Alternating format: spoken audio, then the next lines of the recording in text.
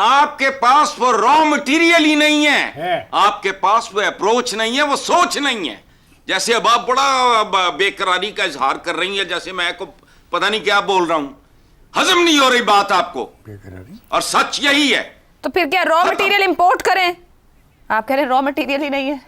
नहीं, इंपोर्ट ना करें, फिर कुदरत जो कर लेगी। आपको एक्सपोर्ट करना होगा, एक्सपोर्ट कर देगी। खुद आप कहते हैं एफर्ट करनी पड़ती है। कुदरत क्या, इंसान खुद एफर्ट करता है तो चीजें बेहतर होती हैं। तो एफर्ट नहीं कर रहे हैं ना आप लोग। एफर्ट करनी शुरू करें तो ये कहना। एक मिनट आयशा सुनो, आयशा सुनो जी। आज वजीर आज़म ये क्या करती है आपकी कि जी जो बैरून मुल्क से आ गया, जो तुम्हें पाल रहा है, उसके पास दूसरा फोन जो होगा या तीसरा, उस पे कॉन्फिस्केट होगा। कुछ तब्दीली हो गई मेरा ख्याल। अपनी फैमिली को मिलने आया, तुम्हारी शक्लें देखने नहीं आया। अपने नोटिफिकेशन वापस हो गया है, तो मेरा देखो कि आया क्यों। आप ठीक कह रहे हैं। उसके बीवी बच्चे होंगे, कोई बहन भाई होंगे, कोई दामाद होंगे, कोई उसकी बहुएं होंगी। वो तुम्हारा पेट पालता है। ठीक हो गया। सुनो, तुम्हारी एक्सपोर्ट से ज्यादा वो बाहर बैठा काले पानी बैठ के वो पैसे बेचता है। तुम उसके 4-6 फोन नहीं बर्दाश्त करते। With this kind of an approach चले ये हो जाएगा? नहीं होगा, नहीं होगा भाई। अल्लाह से जिंदगी दे, नहीं होगा। इंशाल्लाह होगा। ठीक है, इफ्तिखार साहब आपकी तरफ आती हूँ। हसन साहब ने तो बिल्कुल मायूसी और नाउमीदी की बात की, उन्होंने कहा है ही नहीं ऐसा कुछ कि तुम लोग सीख सको, बढ़ सको, बेहतर हो सको। लॉजिकल बात की है। ओके, लॉजिकल बात की आपने। इफ्तिखार साहब की भी लॉजिक सुन लेते हैं कि बेहतरी कैसे मुमकिन है। ये बड़ी लॉजिकल बात क्या इन्होंने बड़ी लॉजिकल बात की है कि वो जो पाबंदी लगने लगी थी टेलीफोनों की, उससे तो मुल्क में तबाही फैल जाती है अगर वो पाबंदी लगती है। बड़ी लॉजिकल बात की है, हमें समझ नहीं आ रही है। देखो बात सुनो, तुमने हमें अफगानिस्तान से एक स्टेप पीछे रखा। मैंने नहीं रखा, दुनिया रख रही है। मैं उनसे डिसएग्री करता हूँ। अच्छा। देखो, हमारे मुल्क में तालीम बहरहाल जैसी भी है उनसे बहुत बेहतर है। हमारे मुल्क में ट्रांसपोर्ट का निज़ाम जैसा भी है, उनके पास तो रेलवे की लाइन तक नहीं है। तो जिन लोगों ने ये मुकाबला किया है, वो बनाने शुरू कर रहे हैं। वो बनाने अब शुरू करें, तो मुकाबला करने वालों को ख्याल करना चाहिए। ये पता नहीं कौन सी एजेंसीज होती हैं जो चीन ने वहाँ से पहली कार्गो ट्रेन चला दी है सर। बाबा एक अब चलाइए यार, कितने इंसानी हकूक पर आ जाए। हाँ, इंसानी हकूक, माहौल, रहायश, दवाई, ट्रांसपोर्ट, तालीम, रोज़गार, कानून के मुताबिक सजा और जजा, इंसानी इज़्ज़त का एहतराम, मुलाजमत के बराबर हकूक़, कुदरती आफात से तहफ़्फ़ुज़, जिनसी हरासानी, जज्बाती हरासानी का हंगाम का ख़ात्मा, बेकारियों का ख़ात्मा, अक़लियतों के हकूक़, इंसानी इज़्ज़त और इंसानी एहतराम, रिस्पॉन्सिबिलिटी है रियासत की। हमारी रियासत अगर 1947 से आज हम कंपैरिजन करें तो बहुत सारे सवालात का जवाब पॉजिटिव में है। हम आगे जा रहे हैं और हमें और आगे जाना चाहिए। चलें, आप कह रहे हैं कि हम बेहतर कंडीशन में हैं, मज़ीद बेहतरी कैसे होगी ये सोचते हैं, है ना? यस, ठीक है जी। यहाँ पर एक ब्रेक लेते हैं, ब्रेक से वापस हम साहब और शहजाद साहब को गुफ्तगू में शामिल करेंगे। प्रोग्राम में एक बार फिर खुशामदीद। शहजाद साहब, जो हमारा नंबर है 142 में से 129, बेहतरी मुमकिन है, हम बेहतर जगह पर हैं या बेहतरी मुमकिन ही नहीं है?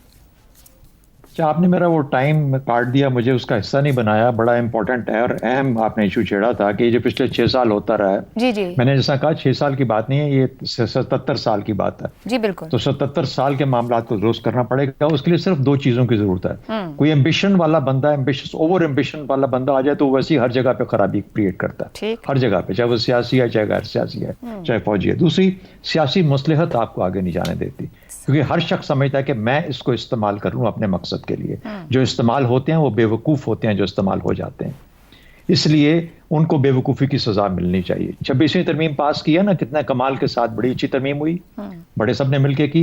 इसी तरीके से एक और तरमीम पास करें या एक कानून साजी करें जिसके अंदर के जो मामलात हैं इंटेलिजेंस के, हमारे तमाम तर पाकिस्तान के इंटेलिजेंस के इदारों को, उनको ज़ेर कवायद और ज़वाबित और उसकी जो डोमेन है बिल्कुल आइडेंटिफाई कर दी जाए। ये मेरे हाल में एक बहुत अहम इशू है। हमें इस तरीके से लेपापोती करके इससे पहलू तय नहीं करनी चाहिए।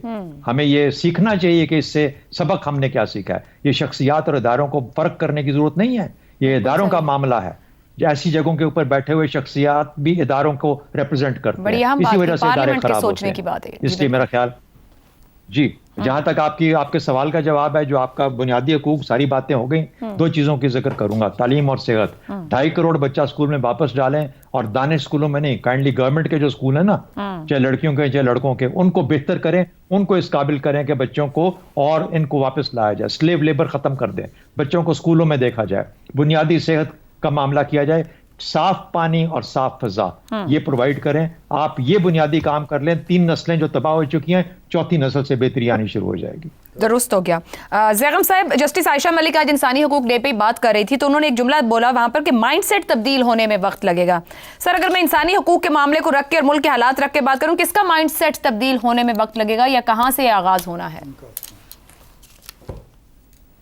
या तो अशराफिया का माइंडसेट बदलना होगा, या अवाम का माइंडसेट बदलना होगा।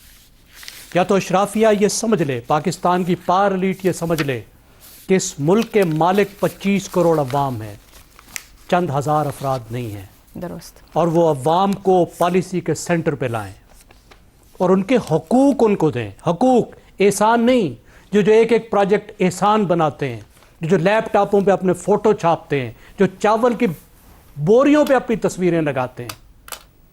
अवाम के हकूक, अवाम के पैसे और अवाम के इदारे, उनको उनके हकूक वापस करें जो उनको उनसे ले लिए गए हैं।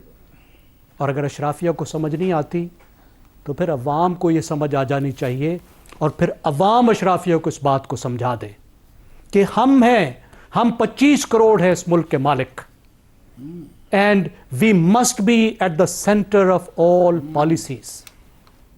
अब अगली बात, जो दूसरी बात मैं करना चाहता हूं, वो ये है कि पाकिस्तान अगर आज मिस्र नहीं है, लिबिया नहीं है, इराक नहीं है, शाम नहीं है, अफ़गानिस्तान नहीं है, तो उसकी वजह वो थोड़े बहुत हकूक हैं जो पाकिस्तान को हासिल रहे हैं। अफ़गानिस्तान ने आज तक ये नहीं गिना कि वहाँ पश्तून कितने हैं और वहाँ ताजिक कितने हैं। पाकिस्तान एक मजबूत फेडरेशन अपने आप को बना चुका है। ख़वातीन का हशर देखें ज़रा अफ़गानिस्तान में जाकर। दुरुस्त।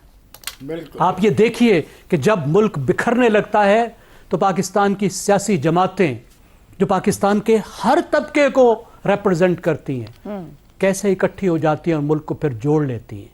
फिर मैं आपको मिसाल दूंगा, आप ईरान को देखिए, आप अफ़गानिस्तान को देखिए, आप मिस्र को देखिए कि वहाँ के मजहबी लोग और वहाँ के सेक्युलर लोग 100 साल से लड़ रहे हैं, आज भी लड़ रहे हैं। ईरान अफगानिस्तान में सेक्युलर को उल्टा के मौलवियों ने पकड़ लिया मुल्क को। शाम में आखिर फिर वही कुछ हुआ, क्योंकि मिडिल ग्राउंड नहीं ढूंढ सके। सही पाकिस्तान में जो पॉलिटिकल स्पेस अवेलेबल थी, उसका नतीजा है कि पाकिस्तान में मजहबी लोगों ने और सेक्युलर लोगों ने आपस में मिलकर मुल्क चलाने के कोई फार्मूले बना लिए हैं। ठीक हो गया। आज मौलाना फजलुर रहमान अगर पीपल्स पार्टी से लड़ रहे हैं तो वो बगावत करके नहीं लड़ रहे, तो पार्लियामेंट के अंदर जिद्दोजहद कर रहे हैं। समझ हमें आने चाहिए कि आगे भी अगर मुल्क मजबूत होगा तो वो हकूक देने से होगा, हकूक छीनने से नहीं होगा। हकूक देने से ही मुल्क मजबूत होगा। आज के प्रोग्राम से इतना ही, इजाजत दीजिए, अल्लाह हाफ़िज़।